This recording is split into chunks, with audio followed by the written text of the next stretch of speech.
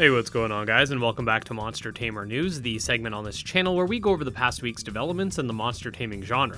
This week is pretty slow overall when it comes to big monster taming news. However, we do have some information about Nexomon 3 and its take on the core system present within Extinction. We've got some more Palworld showcases, which are always awesome. It's the final couple days of the Beastieball Kickstarter, so we'll talk about that and more. So as per the usual, make sure to sit back, relax, and let's dive in.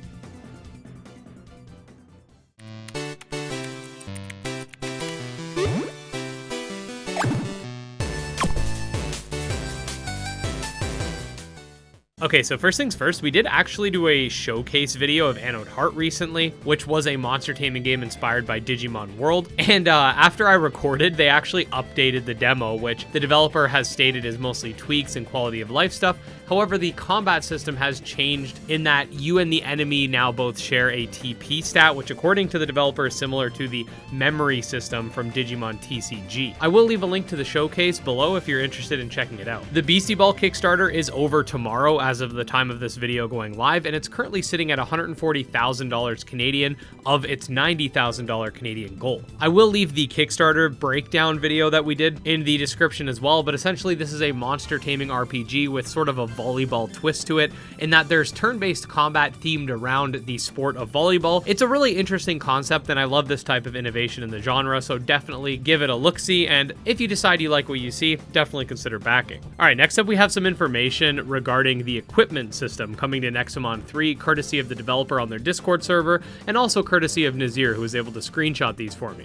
Here, the developer says, we'll expand the core system by getting rid of it. Instead, we'll have more of a JRPG-like equipping approach, and objects can have all sort of effects. Anyways, due to the added complexity and potentially more than 4 slots, I worry a little bit about how management work it will involve for players who are constantly changing their teams whenever they find a cooler Nexomon, and some items may be a better fit than others than for different monsters. Even with conveniences like templates and copy and paste equipment and whatnot, it seems like a chore. An alternative is that instead of equipping Nexomon individually, you equip the party itself, so the effects are global. This item improves fire damage by 15% of any fire party member, for example, which would obviously be useless for the water Nexomon in your team, but I suppose it's all about trade-offs. Naturally, this is less cool than equipping it to each Nexomon. Also, to be clear, I have my doubts that equipment will actually be visible on the monster models, because often it will make no sense with their anatomy. So definitely pretty cool stuff. I probably will make a video about this. I have a lot of interesting ideas and sort of conjecture to add, but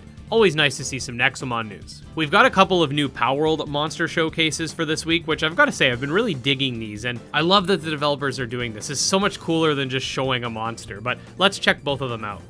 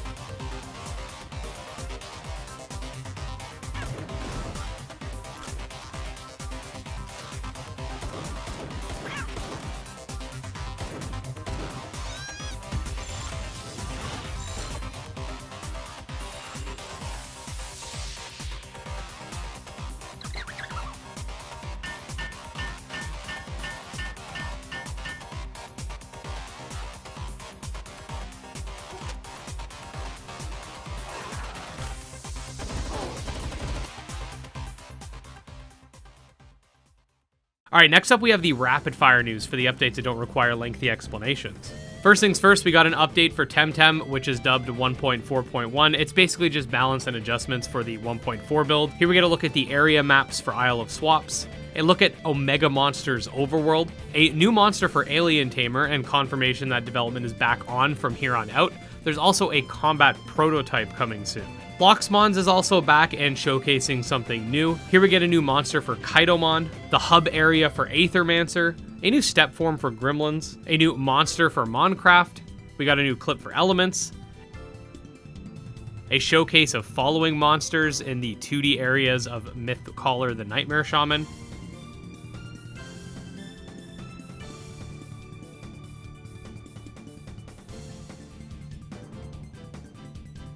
a new skin for Monster Masters, and finally, last but not least, an overview trailer for a new tabletop monster taming game dubbed Monster Tama. Let's check it out.